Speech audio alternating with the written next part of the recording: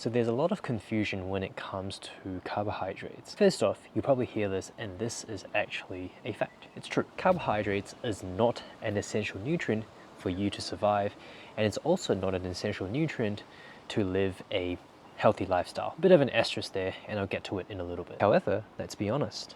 Carbohydrates are fucking delicious. In this video, I'm just sort of gonna go through some very basic concepts on when and where you should be adding carbohydrates based on your lifestyle. So let's start off at the bottom. You're someone who sits in front of your desk all day, getting 2,000 to 3,000 steps a day, relatively sedentary, don't do any exercise at all. It's more than likely you probably won't need a lot of carbohydrates to function. Therefore, a meal like this consisting of some vegetables and some protein and some good fats is probably going to be sufficient for you to live a very healthy life. Let's look at next step up. If you're a powerlifter or a weightlifter and you train in the gym 3 to 4 times a week, or maybe you are just someone who goes to the gym 3 to 4 times a week, having a piece of fruit before or after your sessions, and fruits are carbohydrate, can be very beneficial, sometimes as an ergogenic aid, because some people do report having some carbohydrates before or during the sessions makes them feel a lot better and they can train a lot harder, and post a session for that glycogen replenishment. What if your next step up? What if you are a bodybuilder who trains 5 to 6 days a week, sometimes 2 sessions a day, AM, PM,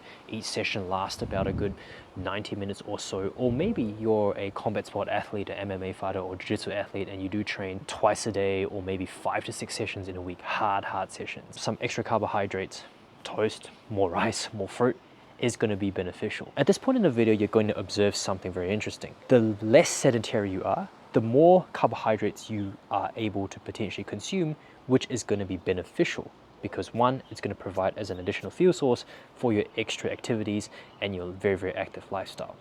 I'll come back to that at the end of the video. Now, if you're a marathon runner, 4 hours a day of running, or you're a cross-country athlete, or you're a triathlon athlete, you're a marathon runner, and you train 3 to 4 hours a day, and excluding your strength sessions as well, which is going to probably last 3 sessions a week, 60 minutes each, you're probably going to be one of those people who are going to be benefiting from a lot of carbohydrate sources. Something like a donut, whilst not necessarily the healthiest carbohydrate source, is fucking delicious.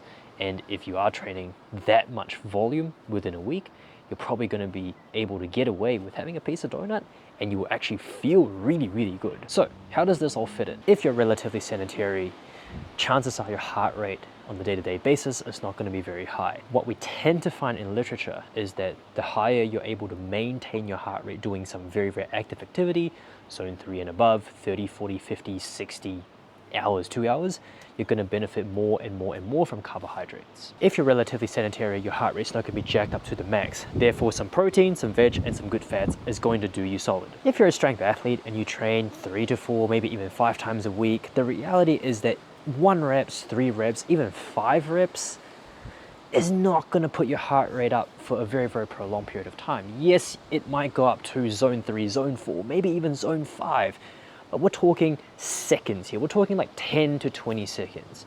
Cumulatively, in a 4-hour session even, you're probably going to be spending a lot of your time resting in that zone 2 heart rate. Copious amounts of carbohydrates isn't really going to give you that extra boost that you might potentially need. If you're a fighter or jiu-jitsu athlete who trains both your sport and strength and conditioning, or you're a bodybuilder, double sessions a day, especially for bodybuilding, your rep ranges are probably going to look something within the 8 to 15 range, or maybe even 20 or 30. You're going to be working a lot longer. Your heart is going to be in that zone 3 for a more prolonged period of time, sometimes being pushed to a zone 4.